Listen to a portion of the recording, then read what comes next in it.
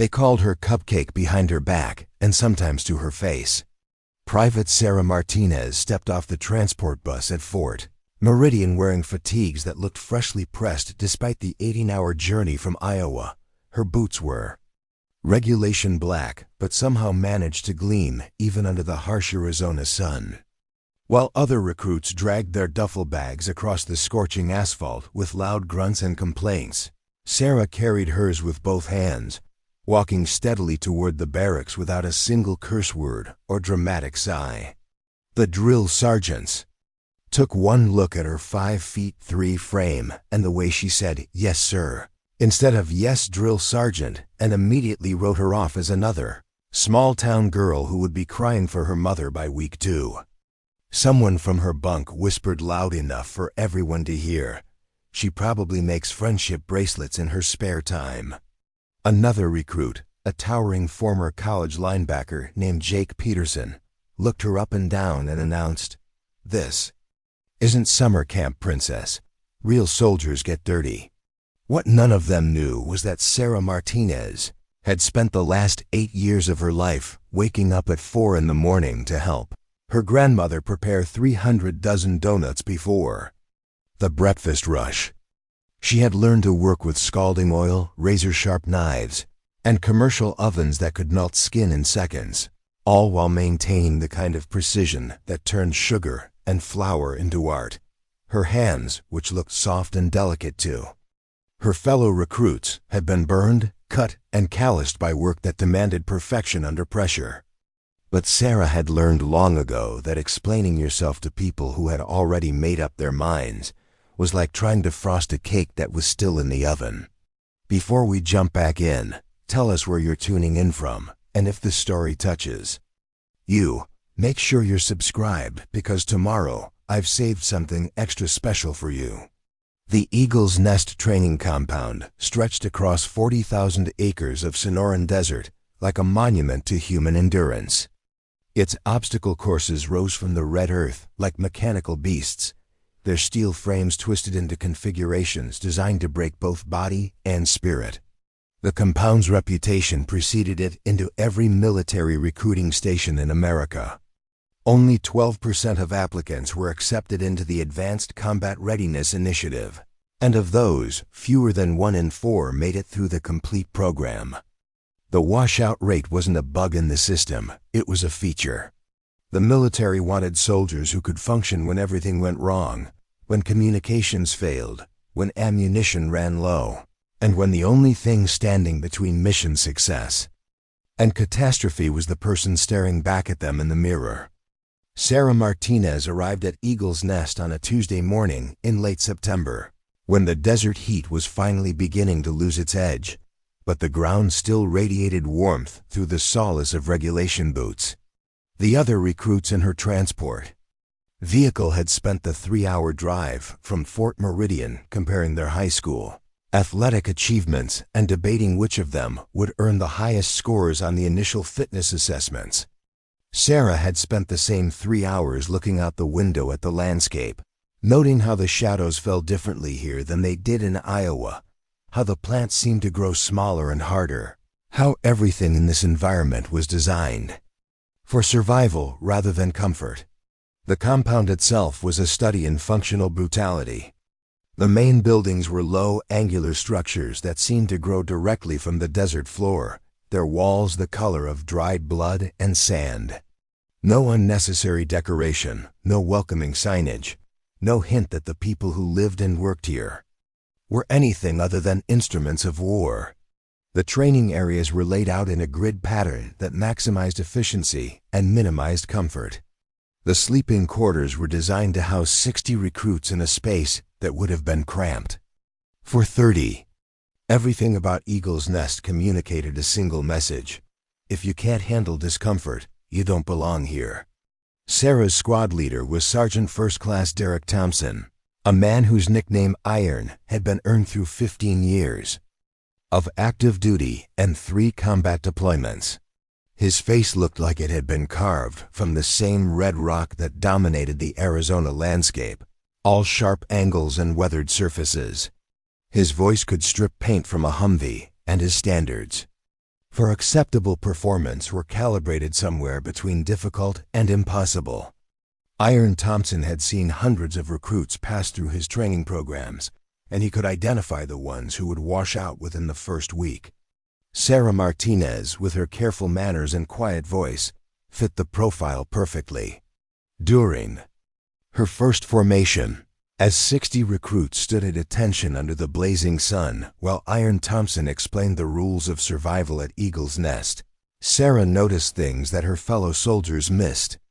She saw how the sergeant's eyes moved constantly, scanning for weaknesses, testing resolve, measuring each person against some internal standard that none of them had been told about. She observed the way other recruits shifted their weight, wiped sweat from their faces, or let their attention wander when they thought no one was looking. She noticed that the recruit standing 2 positions to her left was already showing signs of heat exhaustion, and the one directly in front of her was fighting back tears that had nothing to do with the sun. But mostly, Sarah noticed that she felt completely calm. Not comfortable, not relaxed, but calm in the way that came from years of working in high-pressure environments where mistakes had consequences. The heat was intense, but she had spent countless summer mornings working next to industrial ovens that turned small kitchens into furnaces. The physical demands were challenging, but she had spent years lifting 50-pound bags of flour and hauling cases of ingredients up narrow staircases. The verbal intimidation was uncomfortable, but she had learned to maintain her composure while dealing with customers who treated service workers like they were invisible or incompetent. Iron Thompson finished his orientation speech with a warning that had become legendary among Eagle's Nest alumni. "Look to your left," he commanded. "Look to your right. By Christmas, 2 out of 3 of the people you just looked at will be gone. They'll be reassigned to desk jobs, discharged for failure to adapt, or sent home in pieces because they thought being tough meant being loud instead of being smart. The desert doesn't care about your high school football trophies. Combat doesn't care about your college degrees. The only thing that matters here is whether you can function when everything goes wrong, and most of you can't." The first week at Eagle's Nest was designed to identify the recruits who had confused wanting to be soldiers with actually being able to become soldiers. The physical training began before dawn and continued until after sunset, with brief breaks for meals that were consumed standing up in less than 10 minutes. The obstacle courses were designed to be completed by teams, not individuals, which meant that the weakest member of any group determined the performance of the entire unit. Sleep was limited to 4 hours per night, and those 4 hours were frequently interrupted by surprise inspections, emergency drills, or training exercises that required immediate response regardless of the time. Sarah's bunkmates included Lisa Kim, a former college soccer player whose aggressive competitiveness had earned her the nickname Razor, and Jake Peterson, the linebacker who had appointed himself as the squad's unofficial leader despite having no actual authority.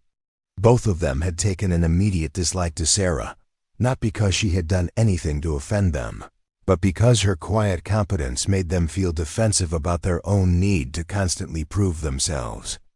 Lisa made pointed comments about Sarah's appearance, her accent, and her tendency to complete tasks without announcing her progress to everyone within earshot. Jake treated her like she was a liability waiting to happen, excluding her from planning sessions and making decisions about squad coordination without consulting her input. The turning point came during the second week, when their squad was assigned to complete the Crucible, a 72-hour training exercise that combined sleep deprivation, food scarcity, and a series of increasingly difficult tactical scenarios. The exercise was designed to simulate the conditions that soldiers might face during extended combat operations, when equipment failed, communications broke down, and survival depended on the ability to make good decisions while operating at the edge of human endurance. The Crucible began at 3 in the morning with a 12-mile forced march through Devil's Canyon, a maze of rock formations and narrow passages that provided countless opportunities for ambush. injury, or simply getting lost in the darkness. Each squad was given a map, a compass, and a radio that worked only sporadically. They were expected to reach a series of checkpoints within specified time limits while carrying full combat loads and maintaining squad integrity.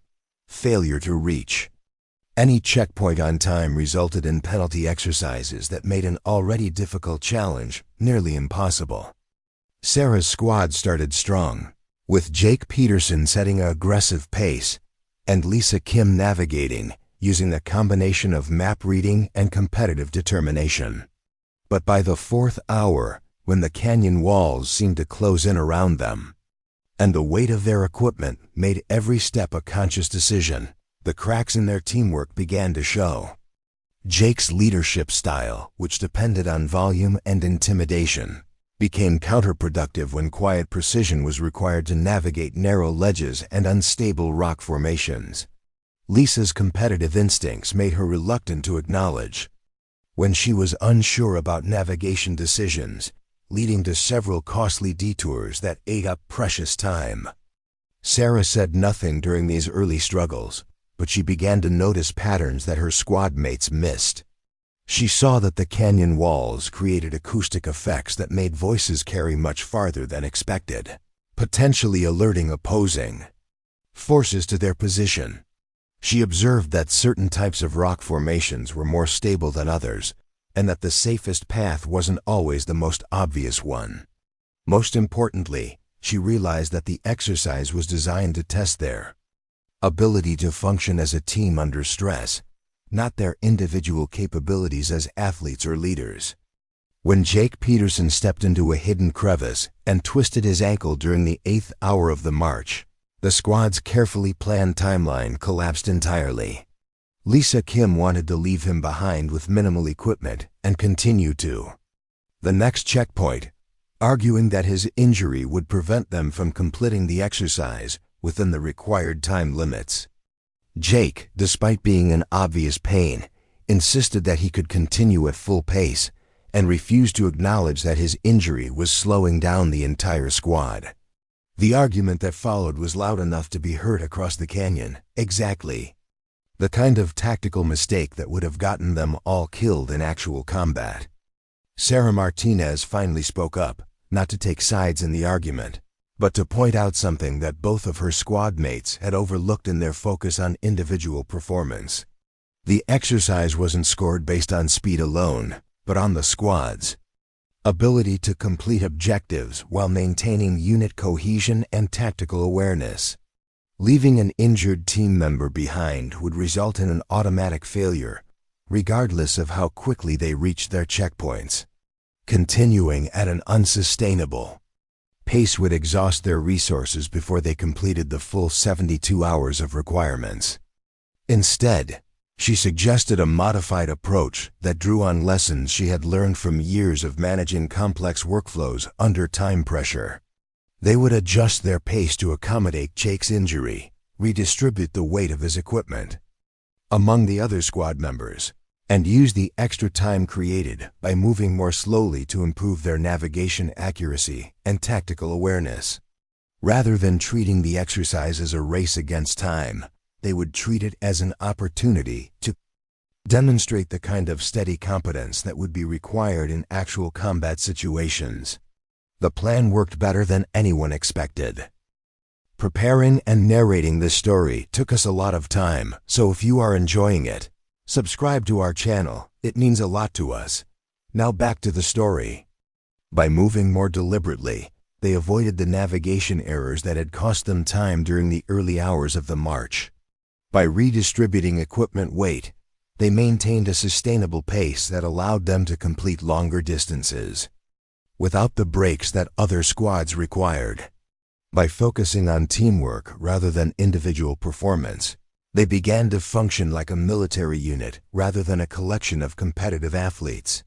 But it was during the final phase of the crucible, when exhaustion and stress had stripped away all pretense and politeness, that Sarah's true capabilities became evident.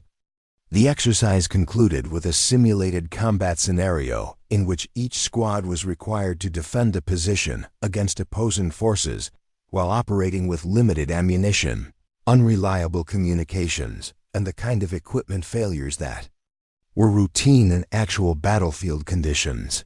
Sarah's squad had been assigned to defend Mesa Ridge Outpost, a collection of prefabricated buildings and defensive positions that represented a forward operating base in hostile territory. The outpost was strategically valuable, but tactically vulnerable, surrounded by higher ground that provided excellent firing positions for attacking forces. The defensive scenario was designed to test their ability to coordinate fields of fire, manage resources under pressure, and maintain communication when electronic systems failed.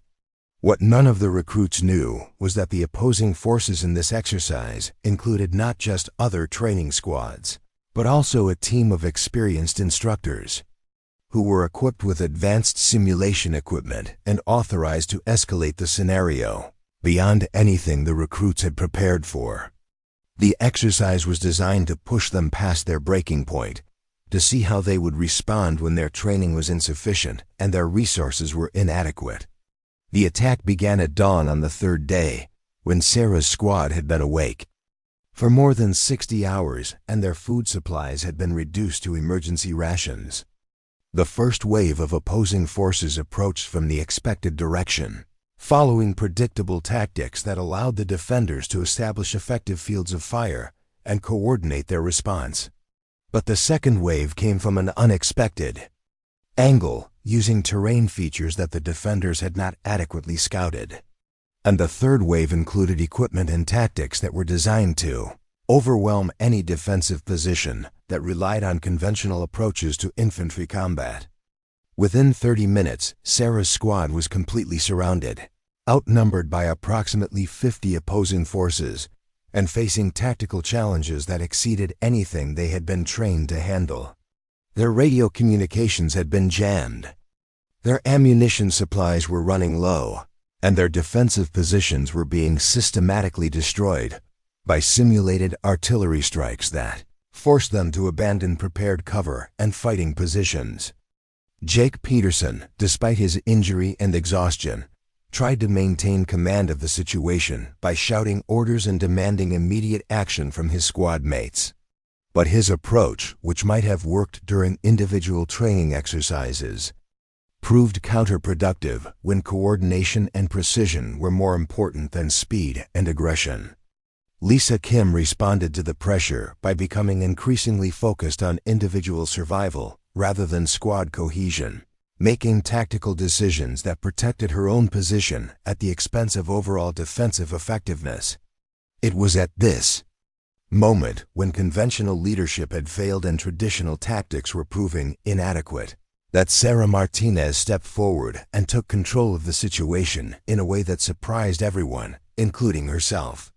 She didn't announce her intentions or ask for permission to take charge.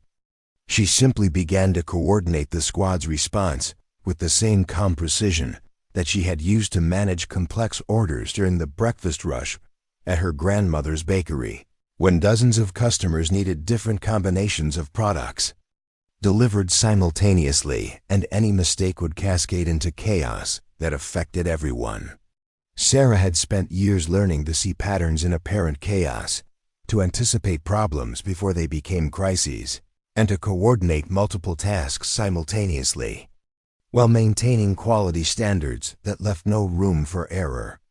These skills, which seemed irrelevant to military training, proved to be exactly what was needed when conventional approaches to infantry tactics were insufficient to handle the complexity of the situation they faced.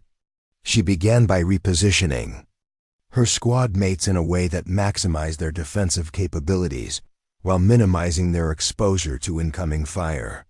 Rather than trying to hold fixed positions that were being systematically destroyed, she created a mobile defense that used the terrain features of Mesa Ridge Outpost to channel attacking forces into areas where they could be engaged effectively. Instead of trying to outshoot their opponents, she focused on making every round count by coordinating fields of fire and ensuring that no ammunition was wasted on targets that were already neutralized. Most importantly, Sarah recognized that The exercise was designed to test their ability to function under impossible circumstances, not their ability to achieve impossible victories. The goal wasn't to defeat 50 opposing forces with a 3-person squad, but to demonstrate the kind of tactical competence and unit cohesion that would allow them to survive and continue fighting even when victory was not achievable through conventional means. What happened next would become the subject of discussion among training instructors for months afterward, and would fundamentally change the way that military leadership evaluated the relationship between individual capabilities and battlefield effectiveness. The live training footage was being streamed directly to the command center, where Captain Rebecca Walsh and a team of senior instructors monitored every squad's performance through helmet-mounted cameras and overhead surveillance. Drones. The feeds from Mesa Ridge Outpost showed chaos that exceeded even their expectations for the final phase of the crucible. Sarah's squad was completely surrounded, their defensive positions crumbling under sustained pressure, and their communications equipment had been systematically jammed by the opposing force coordinators.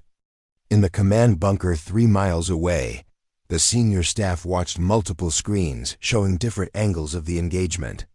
Captain Walsh, a veteran of 2 combat deployments who had designed many of the scenarios used in the Advanced Combat Readiness Initiative, found herself leaning forward as she observed something unexpected developing in the tactical situation. The Martinez recruit, who had been flagged in her file as a potential washout due to her non-aggressive demeanor and rural background, was beginning to coordinate her squad's response in ways that defied conventional military doctrine. Staff. Sergeant Mike Rodriguez, the lead training coordinator for advanced scenarios, pointed at one of the monitors showing Sarah's position. "She's not following any of the defensive patterns we've taught them," he observed, his voice carrying a mixture of concern and curiosity. "Look at how she's positioning her squad mates. That's not textbook infantry tactics." Captain Walsh studied the footage more carefully, noting how Sarah seemed to be treating the tactical situation like a complex logistics problem rather than a traditional military engagement. Instead of trying to establish strong defensive positions and hold them against superior numbers, she was creating a fluid response that adapted to changing conditions moment by moment. Her approach reminded Walsh of something she had seen during her deployment in Afghanistan, when experienced special forces operators had demonstrated the kind of tactical flexibility that came from understanding principles rather than just memorizing procedures. The opposing force instructors, who were equipped with advanced simulation equipment and years of experience in creating overwhelming tactical scenarios, found themselves having to adapt their attack patterns in response to defensive maneuvers they hadn't anticipated. The standard approaches that typically succeeded in breaking down recruit squads within the first 20 minutes of engagement were proving ineffective against a defense that seemed to flow like water road obstacles, rather than trying to smash through them. Meanwhile, in the mountains surrounding the training area, local social media was beginning to buzz with speculation about unusual military activity in the region. Hikers and rock climbers who frequented the area had noticed increased helicopter traffic and the sound of intensive training exercises that seemed to go beyond the routine activities they had grown accustomed to over the years. Several climbing enthusiasts had set up cameras on distant ridgelines to capture footage of the military training operations, not out of any desire to compromise security, but because the scale and intensity of the exercises made for compelling video content. The footage they captured and shared online showed glimpses of what appeared to be an extraordinarily complex training scenario involving dozens of participants and equipment that suggested a level of realism far beyond typical military exercises.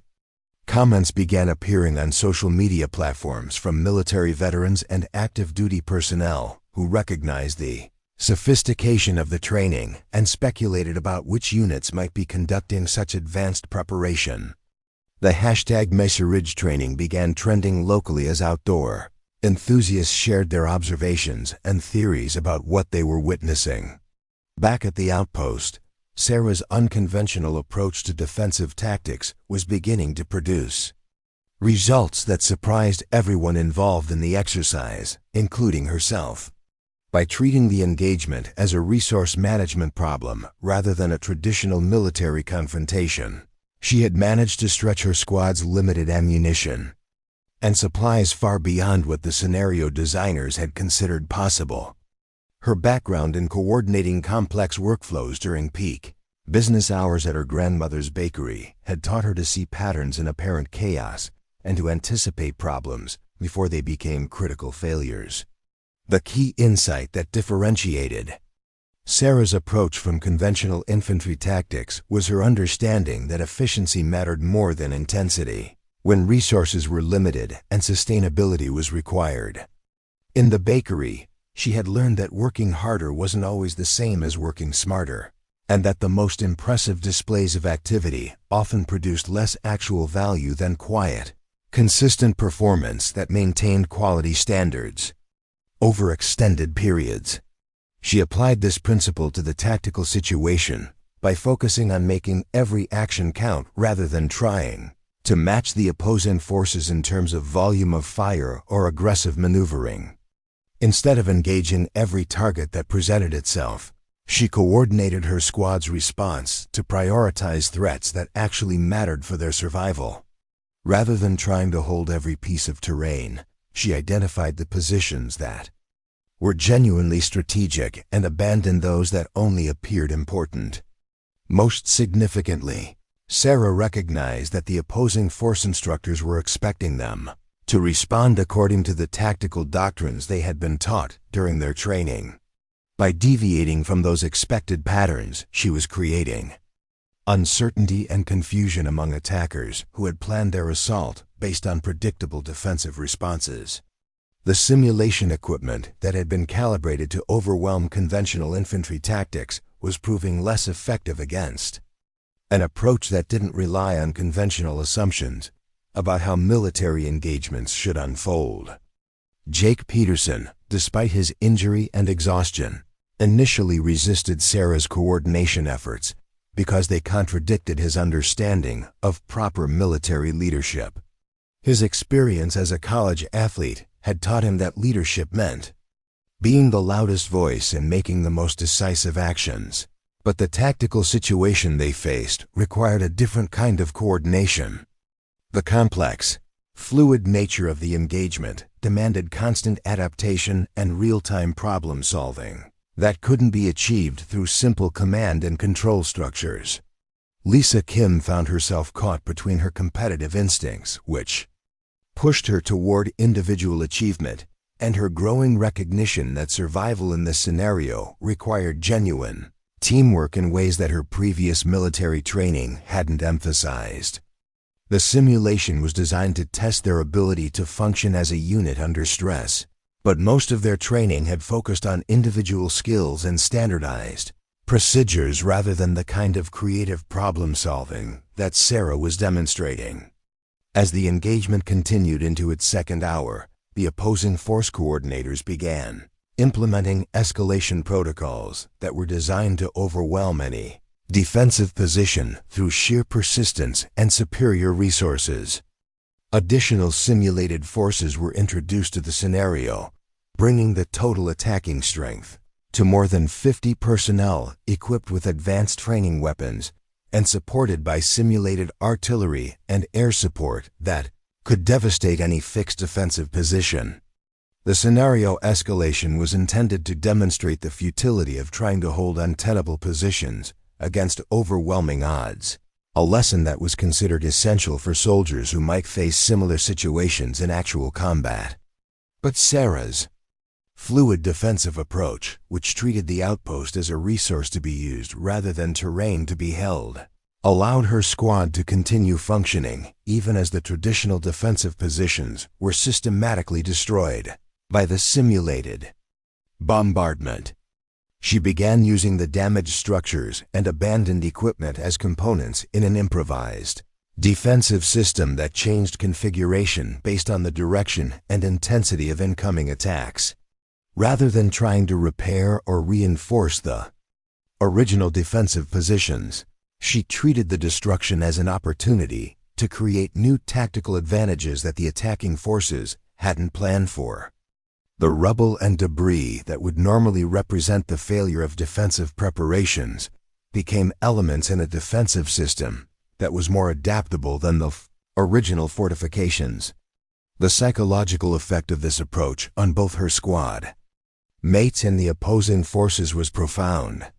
Jake Peterson and Lisa Kim, who had been operating under the assumption that their situation was hopeless and their role was simply to demonstrate courage in the face of inevitable defeat, began to realize that Sarah's unconventional tactics were actually working. A sustained defensive action that should have collapsed within the first hour was continuing into its third hour, with casualty rates and resource depletion far below what the scenario designers had projected.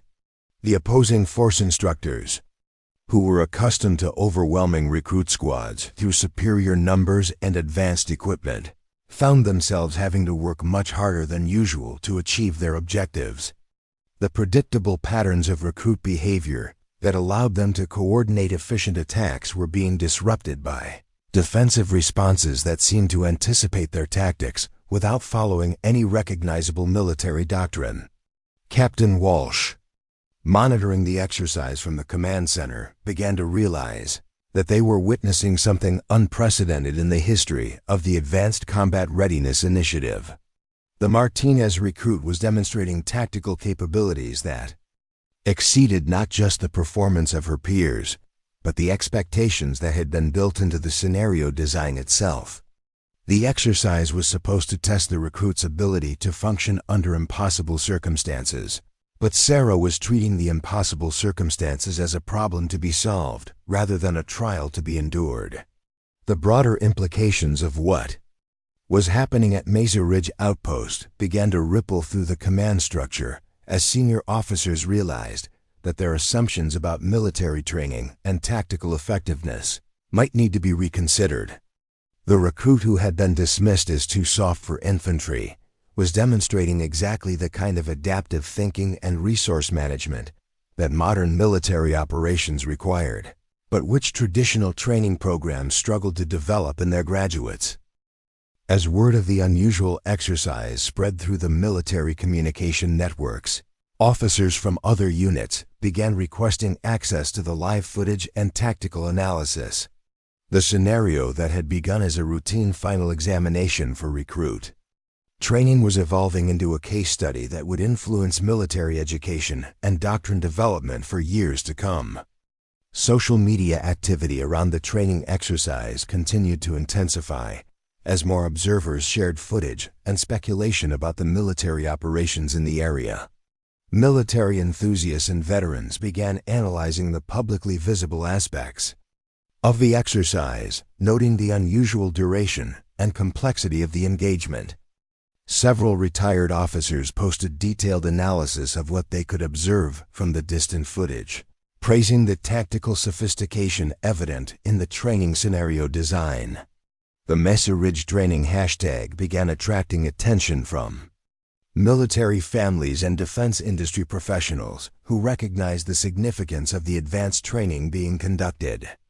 Comments and shares multiplied as people with military backgrounds shared the footage with their networks, creating a viral discussion about the evolution of military training and the capabilities being developed by the current generation of soldiers. Local news outlets began picking up the story as the social media buzz translated into broader public interest in the military training operations. Reporters contacted Fort Meridian's public affairs office seeking information about the exercises, though operational security protocols limited the details that could be shared with civilian media. The official responses emphasized the routine nature of military training while acknowledging the advanced capabilities being developed through programs like the Advanced Combat Readiness Initiative. Back at Mesa Ridge Outpost, Sarah's squad continued their defense as the exercise entered its fourth hour of sustained engagement. The opposing forces had thrown everything in their tactical playbook at the defensive position, including simulated chemical attacks, electronic warfare, and coordinated assaults by specialized teams equipped with advanced breach and clearing equipment. Each escalation had been met by adaptive responses that seemed to turn the attacking advantages into defensive opportunities. The ammunition and supply situation that should have forced surrender hours earlier had been managed through careful resource allocation and creative use of materials recovered from damaged equipment and structures. Sarah's experience managing inventory and supplies during busy periods at the bakery had translated into an intuitive understanding of how to stretch limited resources far beyond their apparent capacity. More importantly, her squad had begun functioning as a genuinely cohesive unit for the first time since their training began. Jake Peterson's natural leadership abilities were being channeled into coordination and communication rather than simple command authority.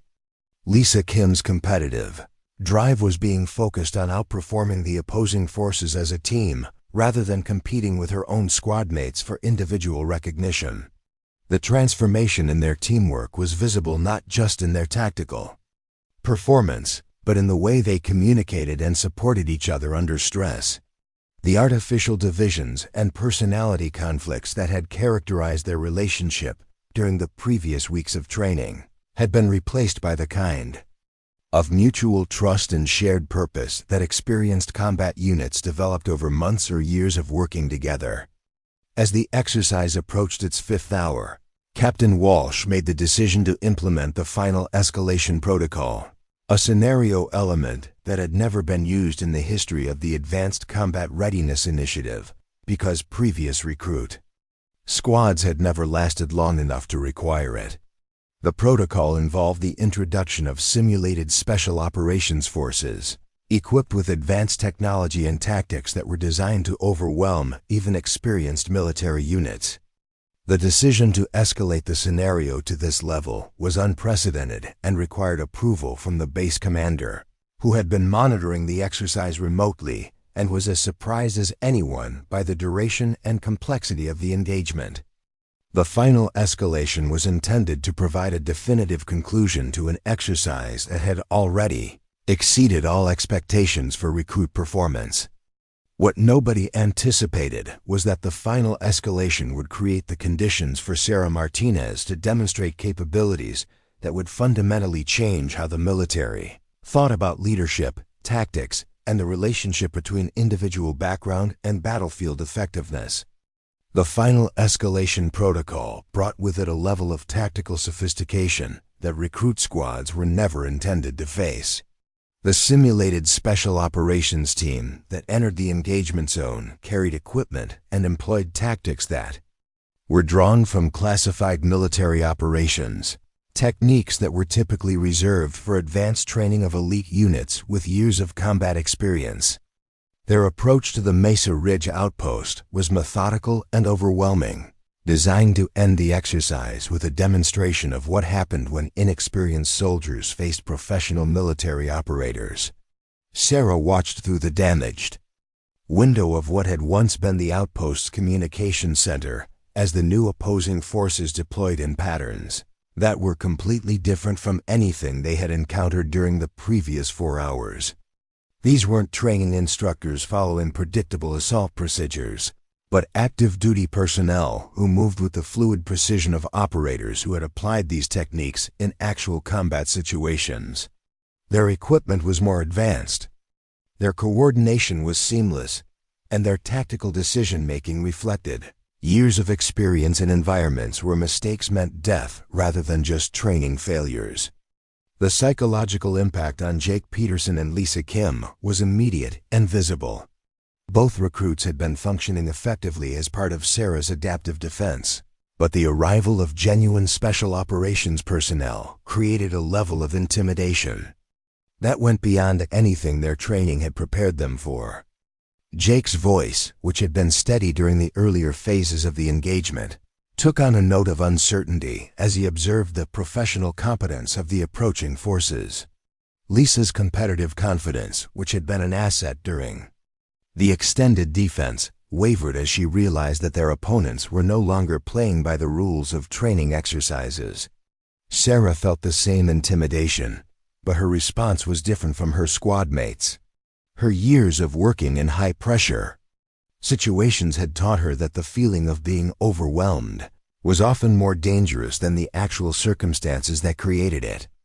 In the bakery, she had learned to maintain focus during rush periods when orders were backing up, equipment was malfunctioning, and customers were growing impatient, situations where panic could cascade into failures that affected every aspect of the operation. She began applying the same mental discipline to the tactical situation, breaking down the complex challenge into smaller, manageable components that could be addressed systematically. The Special Operations Team represented a qualitatively different threat, but they were still constrained by the same physical realities and resource limitations that affected everyone else in the exercise. They had advantages in training, equipment, and experience, but they also had objectives and timelines that created their own forms of pressure and constraint. Most importantly, Sarah recognized that the exercise coordinators had escalated the scenario to this level because they expected her squad to be overwhelmed and defeated, not because they believed the recruits could actually prevail against such overwhelming odds.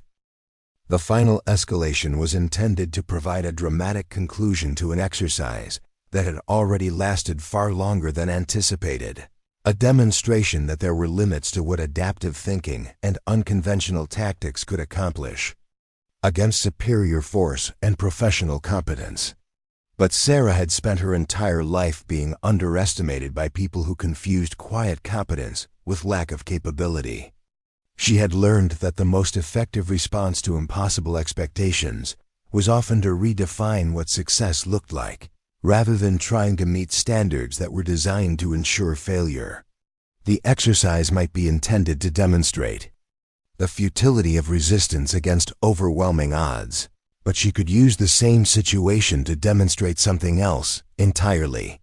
The Special Operations Team's initial approach followed textbook procedures for assaulting a defended position held by inferior forces. They established overwatch positions on the high ground surrounding the outpost, deployed electronic countermeasures to disrupt any remaining communications, and began a systematic reduction of the defensive positions through coordinated fires and precision munitions. Their tactics were professional, efficient, and designed to minimize their own casualties while ensuring rapid completion of their objectives. Sarah responded by abandoning the conventional approach to defensive operations entirely. Instead of trying to hold specific positions or maintain established fields of fire, she began treating the engagement as a game of resource management and tactical mathematics. Every action by her squad was calculated to impose maximum cost on the attacking forces while minimizing their own exposure and resource expenditure. Rather than trying to stop the Special Operations Team, she focused on making their victory as expensive and time-consuming as possible. The shift in approach was subtle but fundamental. Traditional infantry tactics were based on the assumption that defensive forces should try to prevent attacking forces from achieving their objectives. Sarah's approach was based on the assumption that prevention might be impossible, but cost and position could still achieve strategic value. By making every meter of advance expensive in terms of time, ammunition, and tactical complexity, she was creating a form of success that didn't depend on actually winning the engagement. The psychological effect of this approach on the Special Operations Team was unexpected and significant. They were accustomed to facing opponents who fought according to predictable patterns, whether those opponents were experienced military units following established doctrine or insurgent forces, using asymmetric tactics that had been developed through years of conflict. Sarah's approach was neither conventional military doctrine nor recognizable asymmetric warfare, but something entirely different that seemed to combine elements of both while following the logic of neither. Their tactical decisions, which had been based on extensive experience with how defensive forces typically responded to professional military pressure, were being disrupted by responses that didn't fit any of the categories they had trained to counter. The efficiency that characterized their normal operations was being degraded by the need to adapt constantly to unexpected defensive configurations and resource allocation decisions that defied military logic. Captain Walsh, monitoring the engagement from the command center, found herself documenting tactical innovations that she had never seen in more than 15 years of military service. The Martinez recruit was demonstrating adaptive thinking that exceeded not just the capabilities of her training cohort, but the tactical flexibility that most officers developed only after years of command experience in complex operational environments. More significantly, the exercise was revealing limitations in standard military training and doctrine that had been invisible until they were confronted by someone who approached tactical problems from a completely different conceptual framework. The scenarios that were designed to test and evaluate military capabilities were proving inadequate to assess someone whose capabilities had been developed outside the military system entirely. The broader implications began to reverberate through the chain of command as senior officers realized that they were witnessing a fundamental challenge to their assumptions about military effectiveness and leadership development. The recruit who had been flagged as a potential washout was demonstrating exactly the kind of innovative thinking that modern military operations required, but which traditional training programs seemed unable to develop reliably. Social media activity around the exercise reached a tipping point as military analysts and defense industry professionals began sharing increasingly sophisticated analysis of the footage that was being captured by civilian observers. The hashtag Meserage training was joined by military innovation and adaptive tactics as online discussions evolved from simple speculation about training activities to detailed examination of the tactical principles being demonstrated. Several retired general officers posted extended commentary on professional military forums, noting that the exercise appeared to represent a significant evolution in training methodology and tactical assessment.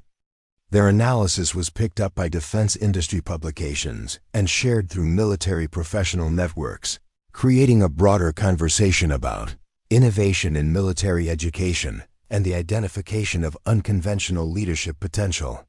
The viral nature of the discussion caught the attention of military recruitment and training specialists who recognized the potential implications for how the armed forces identified and developed talent. Comments and shared posts began appearing from military families, veterans, and current service members who saw parallels between the exercise and their own experiences with unconventional problem solving in military environments. Local and national news outlets began covering the story as the social media discussion translated into broader public interest in military training innovation. The narrative that emerged focused on the evolution of military capabilities and the importance of adaptive thinking in modern defense operations, themes that resonated with audiences beyond the military community. Back at Mesa Ridge Outpost, the engagement entered its 6th hour as the Special Operations Team found themselves engaged in the most complex and time-consuming training exercise any of them had experienced. What should have been a straightforward demonstration of superior capability had evolved into a tactical chess match that required constant innovation and adaptation from personnel who were accustomed to overwhelming their opponents through established procedures and superior resources. Sarah's squad had not only survived the initial assault, but had managed to impose sufficient costs on the attacking forces to disrupt their timeline and force them to employ tactics and resources that were intended for much more challenging operational environments. The exercise that had been designed to last 6 hours total had consumed that much time just in the final phase, with no clear resolution in sight. The ammunition and supply situation that should have ended the exercise hours earlier had been managed through a combination of resource recovery, creative improvisation, and tactical efficiency that seemed to generate capability from nowhere. Sarah's ability to see potential in damaged equipment and abandoned materials had allowed her squad to maintain effective resistance far beyond what any scenario designer had considered possible. More importantly, her leadership had transformed Jake Peterson and Lisa Kim from competitive individuals into genuine team members who were functioning at a level that exceeded their individual capabilities. The personality conflicts and training rivalries that had characterized their relationship during the previous weeks had been replaced by shared purpose and mutual support that allowed them to execute complex tactics with minimal communication and maximum efficiency. Jake's natural leadership abilities were being expressed through coordination and tactical communication rather than command authority. His injury, which should have been a liability, had become an asset as it forced him to contribute through planning and analysis rather than physical performance. Lisa's competitive drive was being channeled into team excellence rather than individual achievement, creating a multiplier effect that enhanced the capability of the entire squad. The transformation in their teamwork was visible not just in their tactical performance, but in their communication patterns and decision-making processes. They had developed the kind of intuitive coordination that normally required months of training and shared experience, operating as a unified tactical entity rather than three individuals following the same plan. As the exercise approached its 7th hour, the base commander made an unprecedented decision to suspend normal training schedules and redirect resources to support the extended scenario. The engagement had evolved far beyond its original scope and was providing insights into military training and tactical development that were too valuable to terminate according to standard timelines. Additional personnel were assigned to monitor and document the exercise, including specialists in tactical analysis and military psychology, who recognized that they were witnessing something that could influence military training and doctrine for years to come. The unprecedented duration and complexity of the engagement had created a natural experiment in adaptive leadership and unconventional tactical thinking that provided data unavailable through normal training exercises. The decision to extend the exercise created new pressure on the Special Operations team, who found themselves engaged in what had become a test of their own professional capabilities as much as an evaluation of recruit potential. Their standard procedures and established tactics were being challenged by an opponent who seemed to thrive on improvisation and unconventional problem-solving.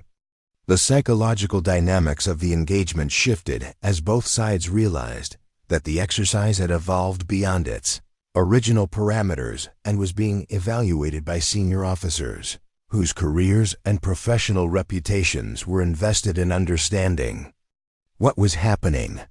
The stakes were no longer just about recruit training or exercise completion, but about fundamental questions regarding military effectiveness and leadership development. Sarah sensed the change in atmosphere but maintained her focus on the immediate tactical situation. Her experience with high-pressure environments had taught her that the most dangerous moments often came when external pressure caused people to lose sight of basic principles and effective techniques. The fact that senior officers were paying attention didn't change the tactical mathematics of resource management and adaptive problem-solving that had sustained her squad's defense for the previous 6 hours. As the Special Operations team prepared for what they assumed would be their final assault, Sarah began implementing a defensive approach that would either demonstrate the ultimate effectiveness of adaptive thinking or provide a decisive conclusion to an exercise that had already exceeded every expectation and challenged every assumption about military training and tactical capability. The final assault began at dawn on what should have been the last day of the Crucible exercise. The Special Operations team had spent the night repositioning their forces and equipment for what their commander described as a definitive conclusion to an engagement that had already consumed more time and resources than any training scenario in the history of Fort Meridian. Their approach was methodical and overwhelming, designed to demonstrate the futility of resistance when professional military operators applied their full capabilities against inexperienced opposition. Sarah Martinez stood in the rubble of what had once been the outpost's main command post, watching through a gap in the damaged concrete as the most elite soldiers in the American military prepared to end her squad's impossible defense. Her uniform was torn and stained with dust and sweat. Her equipment was cobbled together from salvaged components and improvised solutions, and she had been awake for more than 70 hours. By every conventional measure, she should have been finished hours ago. Instead, she felt the same calm focus that had sustained her through countless pre-dawn shifts at her grandmother's bakery, when the difference between success and failure depended on maintaining precision and efficiency under pressure that never let up. The special operations soldiers approaching her position were more dangerous than any challenge she had faced, but they were still bound by the same physical laws and tactical constraints that had governed every phase of the extended engagement. Jake Peterson, his injured ankle wrapped in improvised bandages and his face gray with exhaustion, positioned himself behind the makeshift firing position they had constructed from damaged equipment and debris. His role had evolved from would-be squad leader to tactical coordinator, using his natural communication skills to relay information and coordinate responses rather than issuing commands. The transformation had revealed leadership capabilities that his previous aggressive approach had actually hindered rather than enhanced. Lisa Kim had found a vantage point that allowed her to observe multiple approach routes while remaining concealed behind the twisted remains of a communications antenna. Her competitive drive, which had initially made her a difficult team member, had been channeled into a relentless focus on tactical excellence that made her one of the most effective defensive fighters the training instructors had ever observed. The personal rivalries that had characterized her earlier interactions with her squad mates had been replaced by shared commitment to collective survival and success. The Special Operations Team's final assault incorporated lessons learned from the previous 6 hours of engagement. Their tactics had been adapted to counter the unconventional defensive approaches that Sarah's squad had employed, and their equipment had been upgraded to include capabilities specifically designed to overcome improvised defensive positions. They moved with the coordinated precision of operators who had worked together for years, each individual component of a larger tactical system that was designed to achieve objectives through overwhelming professional competence. Their initial actions focused on eliminating the improvised advantages that had allowed Sarah's squad to maintain their defense for far longer than anticipated.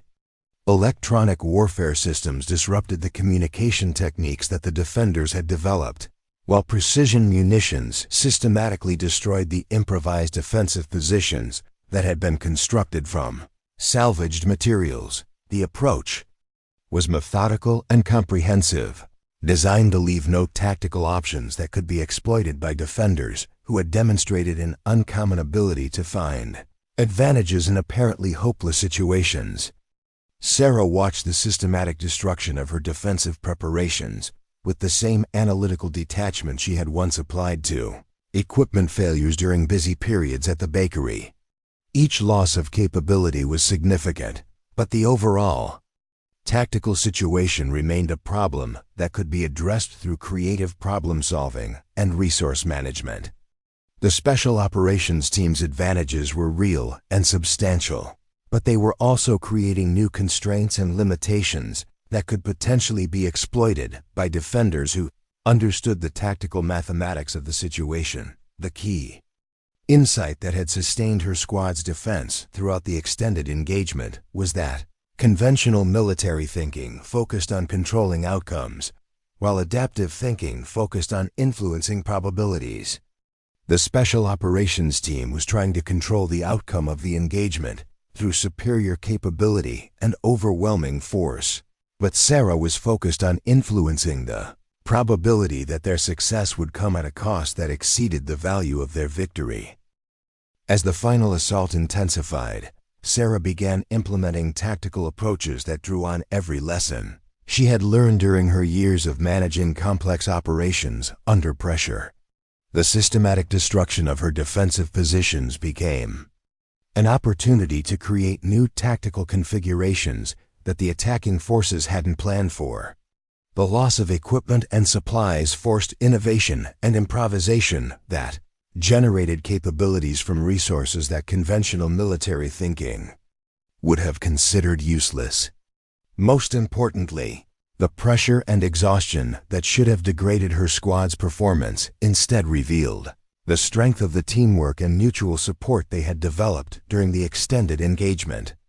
Jake Peterson's coordination became more efficient as the tactical situation became more complex, while Lisa Kim's competitive focus intensified as the challenges became more demanding. The artificial limitations and personality conflicts that had hindered their effectiveness during training disappeared entirely under the pressure of genuine shared adversity. The transformation in their collective capability was visible not just in their tactical performance, but in their communication patterns and decision-making processes. They had developed a kind of intuitive coordination that normally required years of shared experience, functioning as a unified tactical entity that was more effective than the sum of its individual components. The diversity of their backgrounds and approaches, which had been a source of conflict during training, had become a tactical advantage that allowed them to address challenges from multiple perspectives simultaneously. Captain Walsh, monitoring the engagement from the command center, found herself documenting tactical innovations that challenged fundamental assumptions about military training and leadership development. The recruit squad was not just surviving against overwhelming odds, but was demonstrating adaptive capabilities that exceeded the performance of many experienced military units. Their success was forcing a reconsideration of how the military identified and developed tactical talent.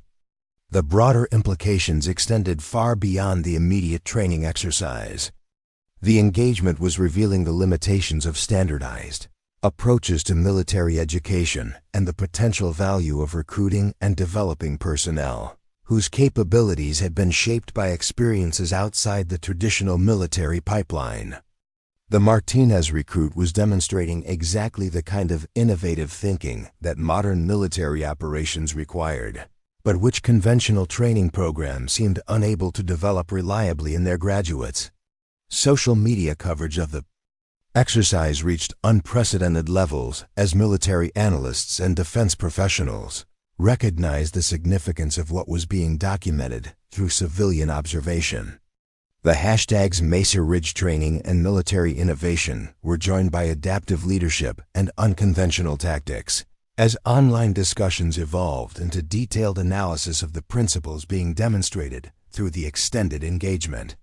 Professional military publications began preparing feature articles about the exercise, while defense industry specialists recognized the potential implications for military training methodology and personnel development.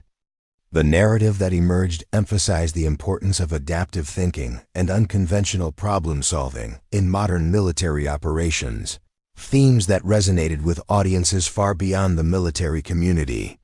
National news outlets picked up the story as the social media discussion translated into broader public interest in military innovation and leadership development. The coverage focused on the evolution of military capabilities and the identification of talent in unexpected places, creating a national conversation about the relationship between background, training, and military effectiveness. Back at Mesa Ridge Outpost, the engagement entered its 8th hour as the Special Operations Team found themselves confronting defensive capabilities that exceeded every parameter in their tactical planning. What should have been a conclusive demonstration of superior military capability had evolved into the most challenging training exercise any of them had experienced, requiring constant innovation and adaptation from personnel who were accustomed to overwhelming their opponents through established procedures. The ammunition and supply situation that should have ended the engagement hours earlier continued to be managed through a combination of resource recovery, tactical efficiency, and creative improvisation that seemed to generate capability from circumstances that conventional military thinking would have considered hopeless. Sarah's ability to see potential in damaged equipment and abandoned materials had allowed her squad to maintain effective resistance, far beyond what any scenario designer had thought possible. The Special Operations Team's commander made the unprecedented decision to request additional resources and personnel to complete the exercise, acknowledging that the defensive capabilities they were confronting exceeded the parameters that had been used to design the training scenario. The request represented the first time in the history of the Advanced Combat Readiness Initiative that opposing forces had been unable to complete their objectives within the allocated time and resource constraints. The decision to escalate resources created new pressure on all participants as the exercise evolved from a training evaluation into a test of fundamental military capabilities and doctrinal assumptions. The stakes were no longer just about recruit assessment or training completion, but about core questions regarding military effectiveness and the identification of unconventional leadership potential. Sarah sensed the shift in dynamics but maintained her focus on the immediate tactical situation. Her experience with high-pressure environments had taught her that external pressure often caused people to abandon effective techniques in favor of dramatic gestures that felt more satisfying but delivered less actual value. The attention from senior officers and the escalation of resources didn't change the basic principles of adaptive problem-solving and resource management that had sustained her squad's defense. As the Special Operations Team prepared for what their commander described as the final definitive assault, Sarah began implementing her most innovative tactical approach of the entire engagement. Rather than trying to prevent the attacking forces from achieving their objectives, she focused on redefining what success looked like in ways that transcended the conventional framework of military victory and defeat. The approach drew on her deepest understanding of how complex systems functioned under pressure, lessons learned from years of managing situations where conventional measures of success were inadequate to capture the actual value being created. In the bakery, she had learned that the most important victories were often invisible to people who focused only on obvious measures of performance, and that real success sometimes required accepting apparent failure in order to achieve objectives. That mattered more than winning individual battles. Sarah's final tactical innovation involved using the Special Operations Team's overwhelming advantages against them, creating a situation where their superior capabilities became constraints that limited their tactical flexibility. By forcing them to employ their most advanced techniques and sophisticated equipment, she was creating costs and complications that exceeded the value of their victory, regardless of whether they succeeded in overwhelming her defensive position. The psychological impact of this approach was profound and unexpected. The Special Operations personnel found themselves engaged in what had become a test of their own professional identity and tactical philosophy, rather than a simple demonstration of superior capability. Their standard procedures and established techniques were being challenged by an opponent who seemed to thrive on impossibility and unconventional problem-solving. As the final assault reached its climax, Sarah Martinez stood in the ruins of Mesa Ridge Outpost and demonstrated why quiet competence was more dangerous than loud aggression, why adaptive thinking was more valuable than overwhelming force, and why the most effective leaders were often found in the most unexpected places. The engagement that had been designed to prove her inadequacy instead became definitive proof that real strength didn't announce itself with volume or violence, but revealed itself through grace under pressure and the ability to find hope in hopeless situations. When the exercise finally concluded, it was not because Sarah's squad had been overwhelmed or defeated, but because the scenario had evolved beyond the parameters that any training program was designed to handle. The Special Operations Team had achieved their tactical objectives, but at costs that raised fundamental questions about the relationship between military effectiveness and conventional measures of success. Captain Walsh's final report documented tactical innovations that would influence military training and doctrine development for decades. while the engagement footage became required viewing for officer candidates and senior enlisted personnel. Throughout the military system, the recruit who had been dismissed as too soft for infantry had demonstrated exactly the kind of leadership that modern military operations required. The official records listed the exercise as a successful completion of training requirements, but everyone who had witnessed or participated in the engagement understood that something unprecedented had occurred. Sarah Martinez had not just survived the impossible, she had redefined what impossible meant and demonstrated that real victory sometimes looked nothing like traditional concepts of military success. The consequences rippled through the military hierarchy as senior officers recognized that their assumptions about talent identification and leadership development needed fundamental reconsideration. The Advanced Combat Readiness Initiative was redesigned to incorporate lessons learned from the Mesa Ridge engagement, while recruitment and training programs began actively seeking personnel whose capabilities had been developed outside traditional military pipelines. Jake Peterson and Lisa Kim graduated from the program as squad leaders, their transformation during the extended engagement having revealed leadership potential that conventional training methods had failed to identify. Both credited Sarah's influence with teaching them that real teamwork required subordinating individual achievement to collective success, and that effective leadership was more about enabling others than commanding them. Sarah Martinez was promoted directly to sergeant and selected for advanced training in tactical innovation and unconventional warfare, becoming one of the youngest personnel ever admitted to programs that were typically reserved for officers. With years of command experience, her success opened pathways for other recruits whose backgrounds and approaches differed from traditional military models. The story of Mesa Ridge Outpost became legendary within military circles, not just because of the tactical innovations that were demonstrated, but because of what it revealed about the potential that existed in people who were consistently underestimated by conventional evaluation systems. Sarah's quiet competence had proven more valuable than aggressive leadership, and her adaptive thinking had achieved what overwhelming force could not. Years later, when military historians analyzed the factors that contributed to American tactical superiority in complex operational environments, they consistently cited the lessons learned from the Mesa Ridge engagement and the recognition that real strength often came from the most unexpected sources.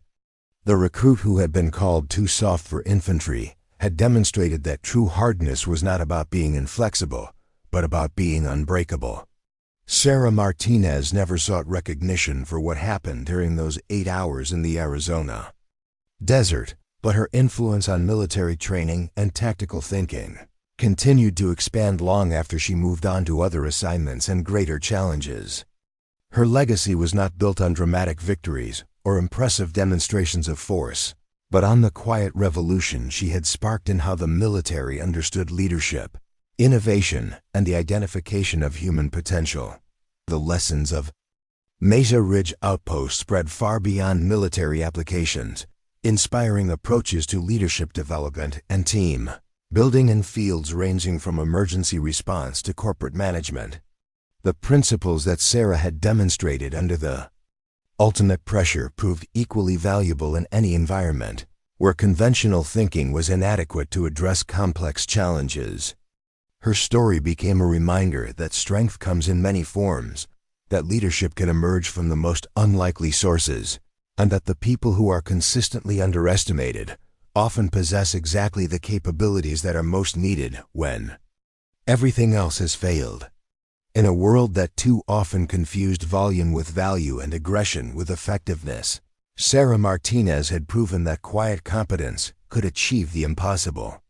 3 years after Mesa Ridge Outpost, Sergeant Sarah Martinez stood in the briefing room of the Pentagon's Advanced Strategic Planning Division, facing a panel of generals and defense secretaries who had requested her analysis of unconventional warfare scenarios in the Pacific Theater.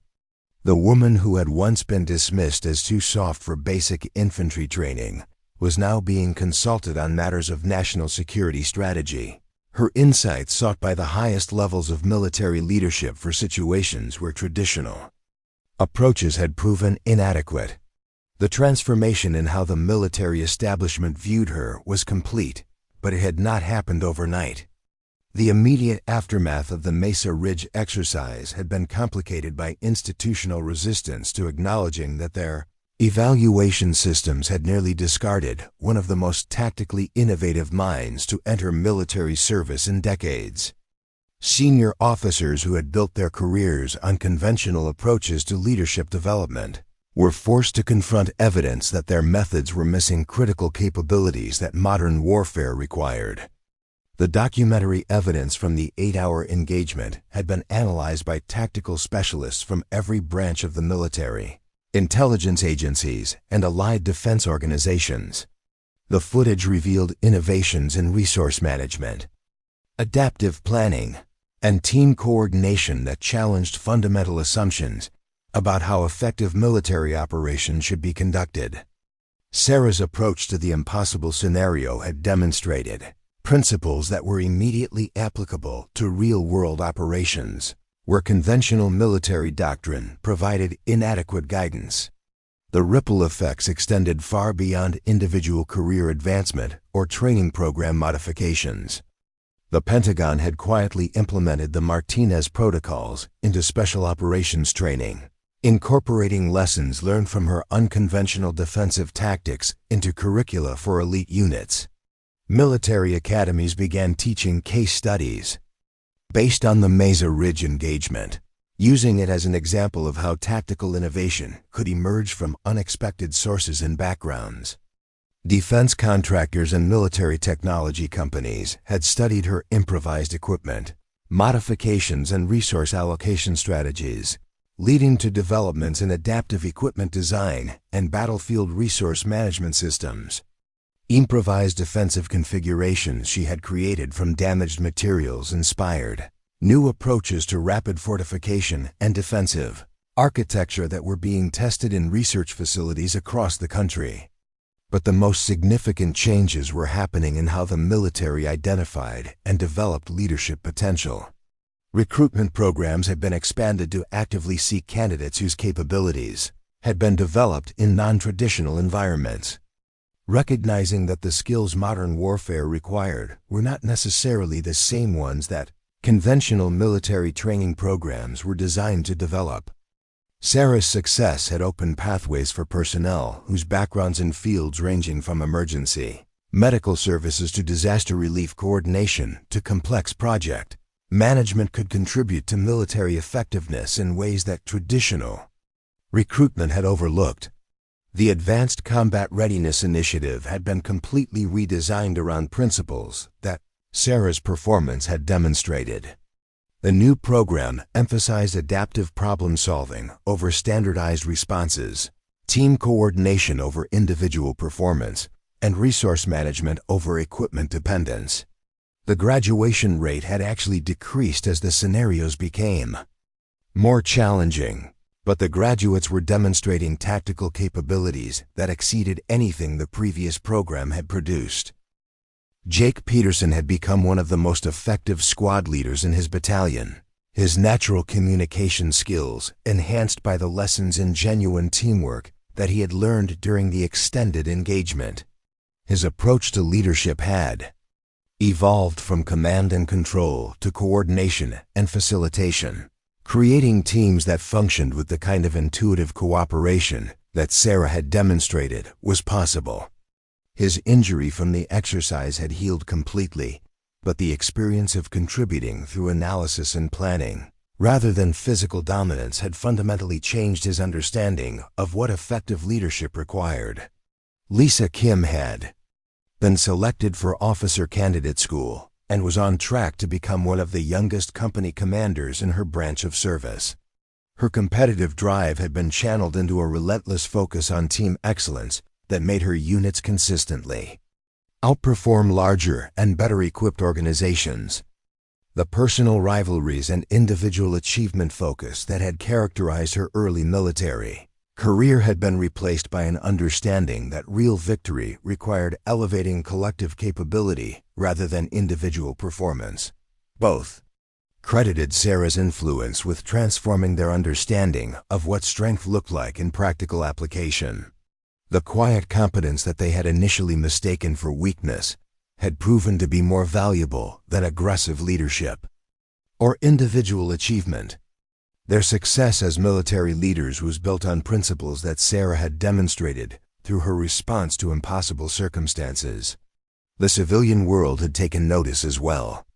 Harvard Business School had developed case studies based on the Mesa Ridge engagement, using it to teach principles of crisis leadership and adaptive management to future corporate executives.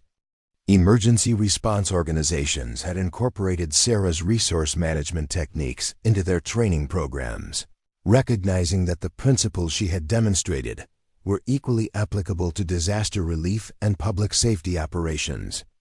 Management consulting firms had analyzed her approach to team building under pressure, developing methodologies that helped organizations build the kind of intuitive coordination that her squad had achieved during their extended defense. The military training exercise had become a template for understanding how effective leadership could emerge from unexpected sources and how CONVENTIONAL evaluation systems often missed the most valuable capabilities. Technology companies had studied her adaptive approach to equipment failure and resource scarcity, leading to developments in resilient system design and adaptive user interfaces. The way she had found functionality in damaged equipment and created capability from apparently worthless materials had inspired approaches to sustainable technology and circular economy principles that were being implemented across multiple industries. Sarah's grandmother's bakery in Millfield, Iowa, had become an unexpected destination for leadership development professionals who wanted to understand the environment that had shaped such innovative thinking. The small business that had taught Sarah precision under pressure, resource management, and customer service excellence was now recognized as a case study in practical leadership development that traditional educational institutions were struggling to replicate. The bakery itself had thrived in ways that reflected the broader recognition of the value that small businesses and practical experience could provide. Sarah's military success had brought attention to the family business, but more importantly, it had validated the importance of the skills and values that working environments, like the bakery, developed in people who were willing to learn from them. Her grandmother, who had watched the Mesa Ridge exercise through live streams and news coverage, had never been surprised by Sarah's success. She had spent years observing her granddaughter's ability to maintain composure under pressure, solve complex problems with limited resources, and coordinate multiple tasks simultaneously while maintaining quality standards. The military had discovered capabilities that the bakery had been developing for years. The recognition had led to speaking opportunities and consulting requests that Sarah had largely declined, preferring to focus on her military service and the practical application of the principles she had discovered rather than the promotion or commercialization of her approach. Her understanding of effective leadership remained grounded in the belief that real value was created through service to something larger than individual achievement or recognition. The social media phenomenon that had emerged around the Mesa Ridge exercise had evolved into a broader conversation about recognizing potential in unexpected places and the importance of diverse perspectives in solving complex problems. The hashtags that had initially focused on military training had expanded to include discussions of workplace diversity, educational opportunity, and the value of practical experience in developing leadership capabilities. Documentary filmmakers had produced features about the exercise and its implications, while military historians had begun incorporating the engagement into academic studies of innovation in warfare and leadership development. The story had transcended its military origins to become a broader cultural touchstone for conversations about underestimation, potential, and the sources of genuine strength. International military organizations had requested briefings on the tactical innovations that Sarah had demonstrated, recognizing that the principles she had applied were relevant to defense challenges facing allied nations around the world. NATO training programs had incorporated elements of her adaptive approach, while military academies in allied countries had developed curricula based on the lessons learned from the Mesa Ridge engagement. The long-term strategic implications continued to unfold as military planners recognized that the capabilities Sarah had demonstrated were exactly what modern warfare required in an environment where conventional approaches were often inadequate. The conflicts of the future would require the kind of adaptive thinking, resource management, and innovative problem-solving that she had shown were possible when people were trained and supported appropriately. Defense policy specialists had begun advocating for recruitment and training approaches that prioritize the identification and development of unconventional thinking, recognizing that traditional military education was not necessarily producing the capabilities that modern security challenges required. Sarah's success had become a proof of concept for alternative approaches to military leadership development that were being tested and refined across the defense establishment. But for Sarah herself, the recognition and career advancement were secondary to the satisfaction of knowing that her approach to impossible challenges was helping other people discover their own capabilities. The principles she had applied during the Mesa Ridge exercise were not unique to her background or experience, but were accessible to anyone who was willing to focus on service rather than recognition, adaptation rather than control, and collective success rather than individual achievement. The letters and messages she received from military personnel who had applied her techniques in real-world operations provided the most meaningful validation of her contribution. Soldiers in combat zones had used her resource management approaches to extend mission capabilities beyond what conventional planning had considered possible. Officers had applied her team-building methods to create unit cohesion that exceeded what traditional leadership training had achieved. Commanders had adopted her adaptive planning techniques to succeed in operational environments where standard doctrine provided inadequate guidance. The feedback from practical application confirmed that the lessons learned during 8 hours in the Arizona desert were applicable to the full spectrum of military operations and beyond. The principles that had emerged from one impossible training scenario were proving valuable wherever people faced challenges that exceeded their apparent resources, and conventional solutions were inadequate to address complex problems. Sarah's current assignment involved developing training protocols for special operations units that would face increasingly complex and unpredictable operational environments. Her role was to identify and refine the teaching methods that could help other personnel develop the kind of adaptive capabilities that she had demonstrated, making those capabilities accessible to people whose backgrounds and experiences were different from her own. The work was challenging in ways that went beyond tactical complexity or resource constraints. The hardest part was helping people unlearn conventional assumptions about strength, leadership, and success that often prevented them from accessing capabilities they already possessed. Many of the most talented personnel had been trained to believe that effective leadership required commanding rather than coordinating, that strength meant inflexibility rather than adaptation, and that success was measured by individual achievement rather than collective advancement. But the results were encouraging. Personnel who learned to apply the principles that Sarah had demonstrated were consistently outperforming their peers in training exercises and real-world operations. The tactical innovations that had emerged from the Mesa Ridge engagement were being refined and extended by people who brought different backgrounds and perspectives to the same fundamental challenges. The broader transformation in military culture was gradual but unmistakable. The organization that had once dismissed Sarah as too soft for infantry was now actively seeking people whose capabilities had been developed outside traditional military environments. The recognition that diverse backgrounds and unconventional experiences could contribute to military effectiveness was changing how the institution thought about itself and its relationship to the broader society it served. The legacy of Mesa Ridge Outpost continued to expand as new generations of military personnel learned about the engagement and applied its lessons to their own challenges. The story had become more than a training exercise or career advancement opportunity. It had become a demonstration of what was possible when people were willing to look beyond conventional assumptions and recognize potential in unexpected places. Sarah Martinez had never intended to become a symbol or case study, but her response to an impossible situation had revealed truths about leadership, adaptation, and human potential that extended far beyond military applications.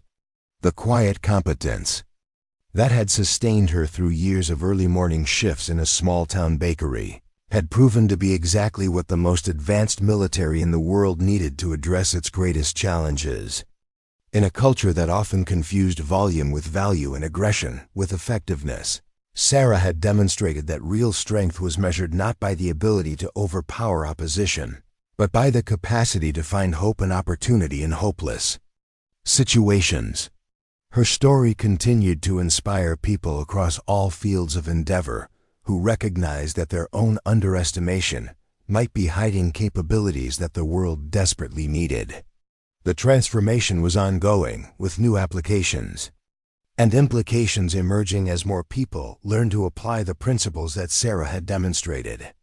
The 8 hours that had changed military training were continuing to change lives and organizations years later, proving that genuine innovation could emerge from the most unexpected sources when people were willing to look beyond surface appearances and conventional evaluation systems.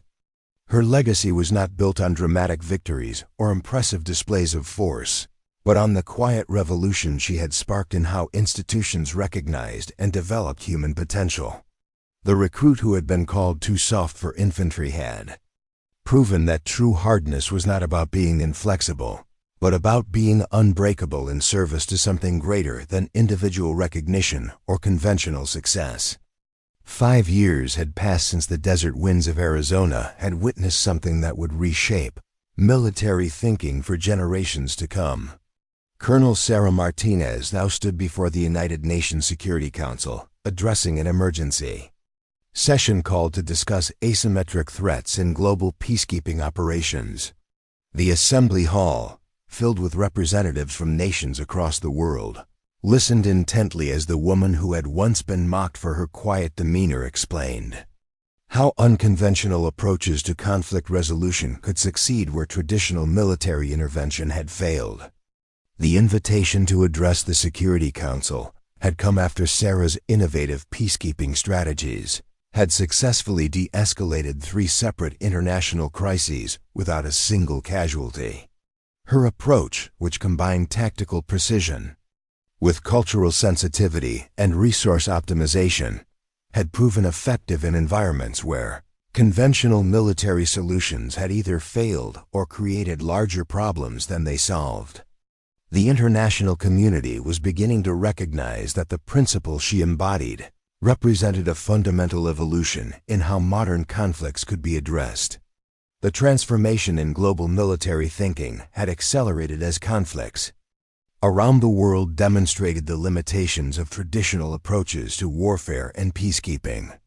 Nations that had invested billions in conventional military capabilities found themselves struggling with challenges that required exactly the kind of adaptive thinking and innovative problem-solving that Sarah had pioneered. Her methodologies were being studied and implemented by military organizations across 6 continents, proving that the lessons learned in the Arizona desert had universal applications. The Rodriguez Institute for Strategic Innovation had been established at West Point to study and teach the principles that Sarah's career had demonstrated. Named after Staff Sergeant Mike Rodriguez, who had first recognized the potential in Sarah's unconventional approach during her initial training, the institute brought together military personnel, academics, and civilian experts to develop new frameworks for understanding leadership and tactical innovation in complex environments. The Institute's research had revealed that Sarah's success was not an isolated phenomenon, but part of a broader pattern of untapped potential that existed throughout society. Traditional military recruitment and evaluation systems had been systematically overlooking individuals whose capabilities had been developed in non-military environments, missing opportunities to access exactly the skills that modern warfare required. The recognition of this pattern had led to fundamental changes in how armed forces around the world identified and developed talent. Dr. Elena Vasquez, the Institute's director and a former Navy intelligence officer, had spent 3 years analyzing the psychological and sociological factors that contributed to Sarah's exceptional performance. Her research had identified specific characteristics and experiences that correlated with the ability to function effectively in high-stress, resource-constrained environments where conventional solutions were inadequate. The findings had implications that extended far beyond military applications, influencing fields ranging from emergency medicine to space exploration. The Vasquez criteria, as they had become known, identified patterns of experience and thinking that predicted success in complex, unpredictable situations. These patterns were often found in people whose professional or personal backgrounds had required them to solve problems with limited resources, coordinate complex operations under pressure, and maintain performance standards while managing multiple competing demands. Sarah's bakery experience was now recognized as a perfect example of the kind of environment that developed these crucial capabilities. Corporate leadership development programs had begun incorporating elements of the Vasquez criteria into their executive training, recognizing that the same adaptive capabilities that made effective military leaders were equally valuable in business environments characterized by rapid change and resource constraints. Management consulting firms reported that executives who demonstrated these characteristics were consistently more successful at leading organizations through crisis situations and major transitions. Technology companies had been particularly interested in Sarah's approach to working with damaged or inadequate equipment, seeing parallels with the challenges of developing robust systems that could function effectively under adverse conditions. Her ability to find functionality in broken components and create capabilities from apparently worthless materials had inspired approaches to resilient design and adaptive engineering that were being implemented across industries ranging from aerospace to telecommunications. The Martinez Foundation, established with support from veterans organizations and defense contractors, provided scholarships and training opportunities for individuals whose backgrounds and experiences aligned with the patterns that Sarah's success had identified. The foundation focused particularly on supporting people from rural communities, small business environments, and service industries who possessed the practical problem-solving skills that modern military operations required, but who might not otherwise have access to military career opportunities. Recipients of Martinez Foundation support were demonstrating exceptional performance in military training and civilian leadership roles, validating the Foundation's approach and expanding its influence. The success stories emerging from the program were creating a positive feedback loop that attracted additional support and resources, allowing the Foundation to expand its reach and refine its methods for identifying and developing underutilized potential. International military exchange programs had been established to share the tactical innovations that had emerged from studying Sarah's approach. Officers from allied nations spent months at specialized training facilities learning to apply adaptive, problem-solving techniques to their own operational challenges. The cross-cultural exchange of ideas was generating new insights and refinements that were advancing the field beyond what any single military organization could have achieved independently. The Global Defense Innovation Network had been formed to coordinate research and development efforts focused on the practical applications of adaptive military thinking.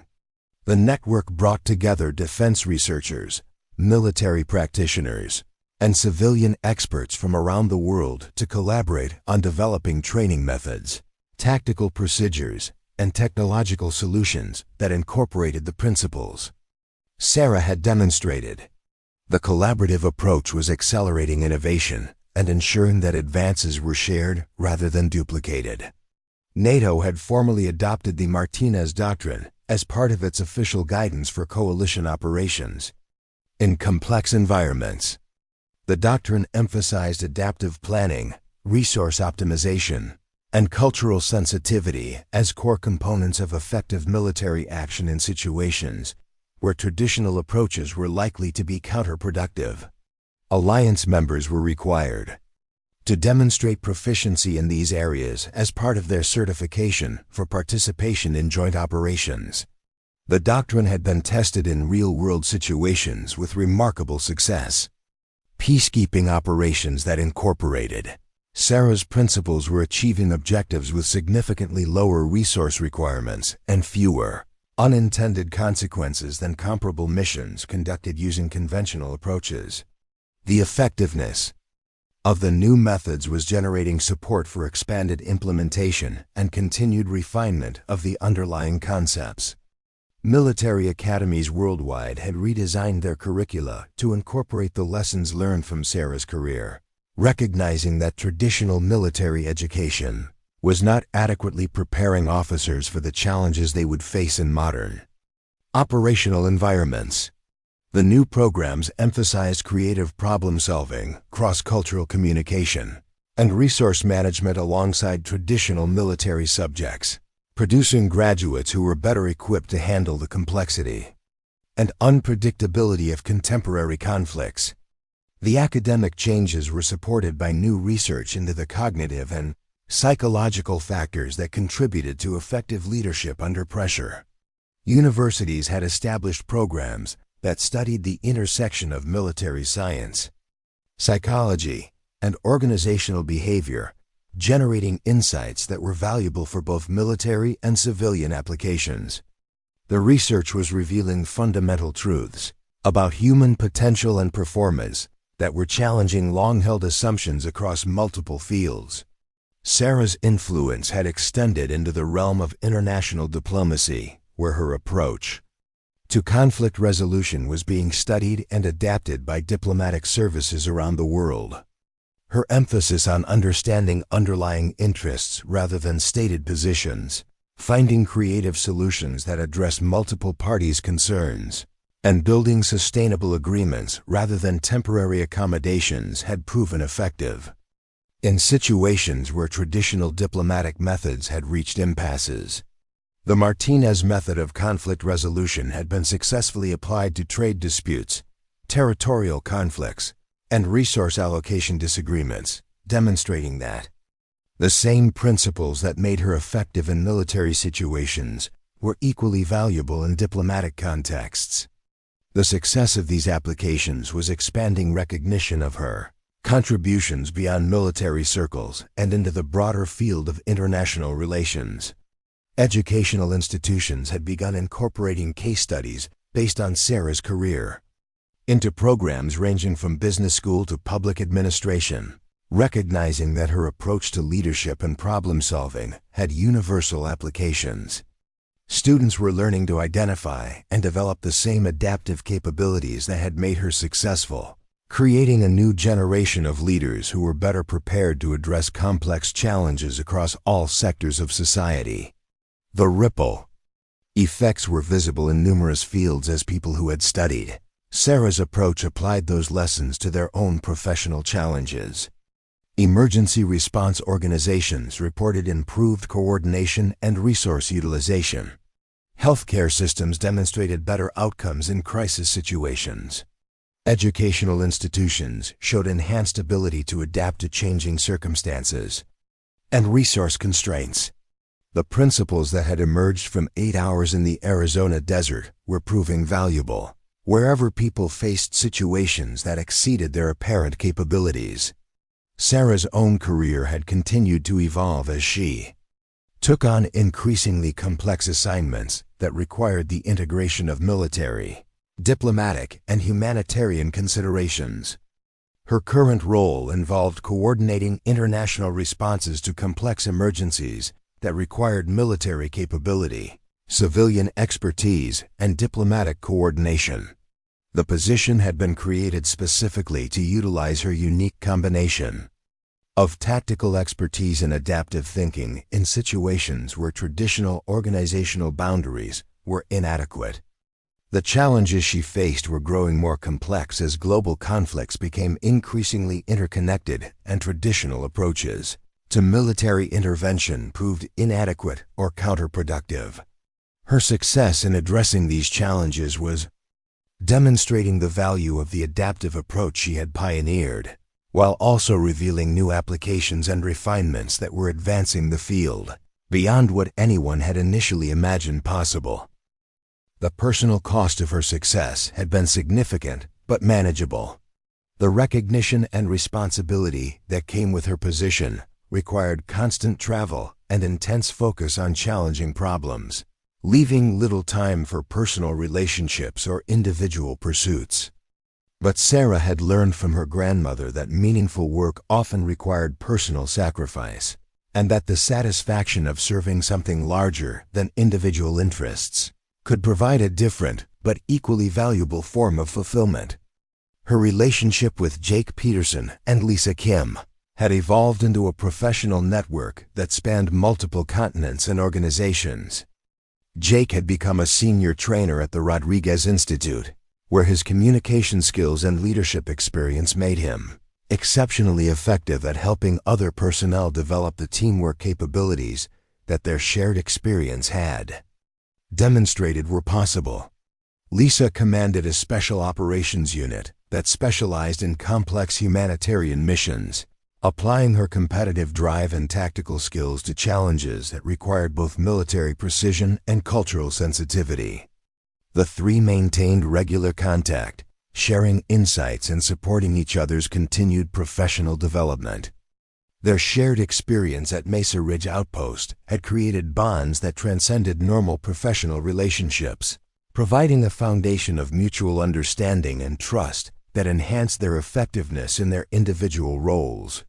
The transformation they had undergone during those 8 hours continued to influence their approach to leadership and problem-solving years later. The documentation and analysis of their shared experience had become required study at military institutions around the world, but the three individuals most directly involved remained focused on practical application rather than theoretical analysis. Their ongoing success in challenging assignments was the most compelling validation of the principles they had discovered, demonstrating that the lessons learned during their training were applicable to the full spectrum of military and civilian challenges. Sarah's grandmother had lived to see her granddaughter's recognition at the international level, taking quiet pride in knowing that the values and capabilities developed in a small Iowa bakery had proven valuable on the world stage. The family business continued to thrive, now supported by a network of customers and supporters who recognized its role in developing one of the most influential military leaders of the modern era.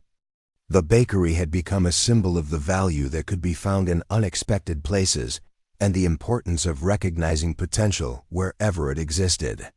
The broader cultural impact of Sarah's story continued to expand as new generations discovered the lessons it contained about recognizing and developing human potential.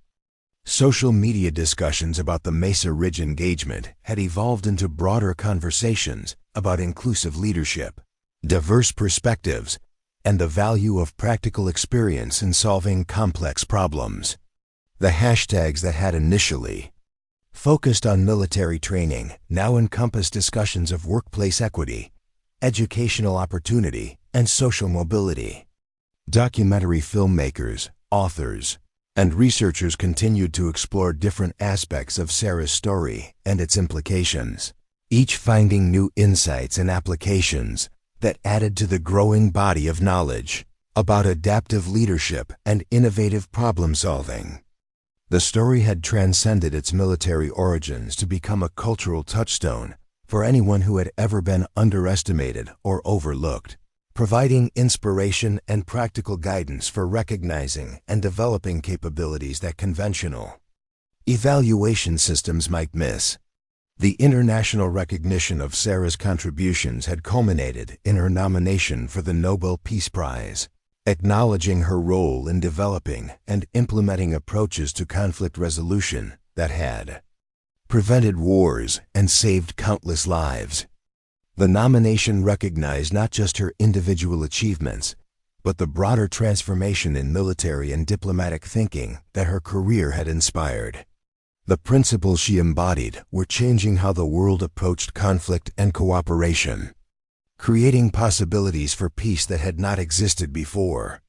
The legacy that began with 8 hours of impossible defense in the Arizona desert had grown into a global movement toward more effective, adaptive, and humane approaches to addressing complex challenges. Sarah Martinez had proven that real strength was not about overpowering opposition, but about finding creative solutions that served the greater good. Her quiet competence had changed the world not through dramatic gestures or overwhelming force, but through consistent demonstration of the possibilities that emerged when people were willing to look beyond conventional assumptions and recognize the extraordinary potential that existed in ordinary individuals. The transformation continued as new leaders emerged who had been influenced by her example, carrying forward the principles she had demonstrated, while adapting them to new challenges and contexts. The ripple effects of those 8 hours in the desert would continue to spread for generations, proving that genuine innovation could emerge from the most unexpected sources when people were willing to recognize and nurture the potential that surrounded them. Her story remained a testament to the power of quiet dignity, authentic strength, and service to something greater than individual achievement. In a world that often confused volume with value and aggression with effectiveness, Sarah Martinez had demonstrated that the most profound changes often began with the humblest origins, and that real leadership was measured not by the ability to command, but by the capacity to inspire others to discover their own extraordinary capabilities. Up next, you've got 2 more standout stories right on your screen. If this one hit the mark, you won't want to pass these up. Just click and check them out.